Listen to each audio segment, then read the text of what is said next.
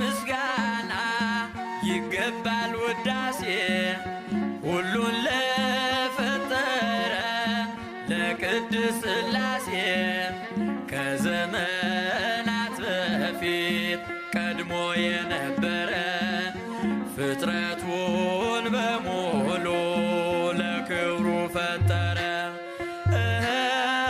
ሥላሴ ትትረመም ወትትነከር ሥላሴ ትትረመም ወትትነከር ሥላሴ ትትረመም ወትትነከር ሥላሴ ትትረመም ወትትነከር